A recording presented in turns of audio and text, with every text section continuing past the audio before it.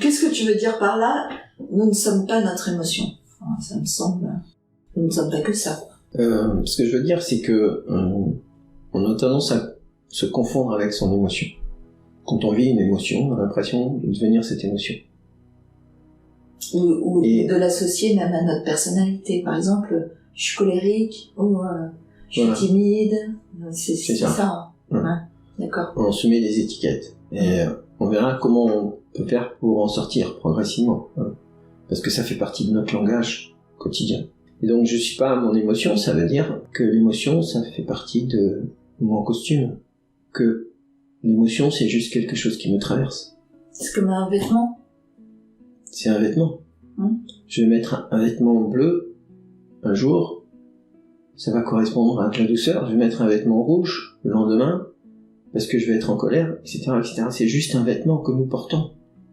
Et ce vêtement, on va pas le garder tout le temps. Ça nous traverse. C'est plus subi, plus court qu'un vêtement qu'on va mettre pendant une journée. L'émotion en particulier, il y a différents états affectifs. On parle de sentiments, d'émotions, d'humeur. Mais l'émotion, c'est une durée de vie courte, même si elle peut revenir. Et ce qui nous intéresse ici, c'est les émotions qui sont répétitives, qui reviennent systématiquement. Une personne, par exemple, qui est souvent en colère, ou une personne qui est souvent triste. Ça, c'est quelque chose qui va, qui vient, qui nous traverse, mais c'est pas ce que nous sommes. Et pour cause, je vais prendre un exemple très simple, c'est on dit « je suis triste »,« je suis en colère ». Mais c'est fondamentalement faux. Parce que ce que je suis n'est ni mes pensées, ni mes émotions, c'est juste ce qui me traverse. Mes pensées me traversent. Si je me confonds avec mes pensées, c'est la même chose, je fais la même erreur. Je me laisse submerger par la pensée. Et on a tendance à confondre les deux. Et donc, tu vas me dire, mais comment on peut faire pour progressivement prendre conscience que nous ne sommes pas nos émotions. Et qu'est-ce que ça va nous changer dans notre vie ? Plus je vais me rendre compte que mes émotions, c'est quelque chose qui me traverse, et plus je vais pouvoir l'appréhender d'une manière facile, accessible, en tout cas. Moi, c'est la question qui me vient, c'est si je ne suis pas mes émotions, qui suis-je ? Parce que c'est vrai qu'on peut se définir à travers ses émotions, mais si je ne peux pas me définir à travers mes émotions, je peux vraiment me poser la question, au fond, qui suis-je, quoi ? Tu es cette personne qui est consciente de tes émotions. Tu es cette conscience, en fait.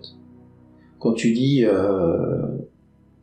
je ressens de la tristesse, tu es cette personne ou cet individu. Après, on pourra creuser un peu plus loin, mais tu es cet être qui exprime son émotion. Mais tu n'es en rien cette émotion. Et cette émotion te traverse. Donc, très pratiquement parlant, utiliser ses compétences émotionnelles, ça veut dire commencer à exprimer ses émotions à travers je me laisse traverser par mes émotions, par ma tristesse, par ma joie, par mon désir. Je ne suis pas mon désir non plus. Et prendre de la distance par rapport à ça, ça aide énormément. Essaye. Tu verras, quand on sentira, pour parler de colère, mais tu ressens de la colère. Ok. Je ressens de la colère, mais je vois bien que je ne suis pas cette colère.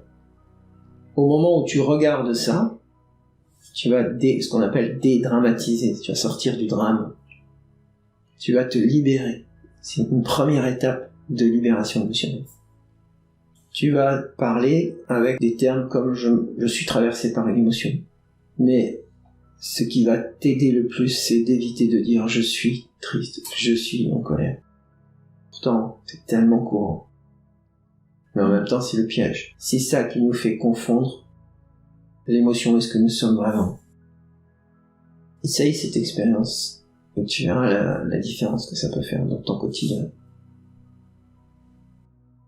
Si tu aimes cette vidéo et que tu veux nous encourager à continuer, nous t'invitons à t'abonner à la chaîne, à liker l'épisode et à laisser un commentaire pour nous donner ton avis. Tu peux aussi partager cette vidéo avec ton entourage si tu penses que ça peut les intéresser. Si tu as envie d'aller plus loin, Gilles propose des trainings et coachings en intelligence émotionnelle. Retrouve toutes les informations sur le site odyssemotion.com.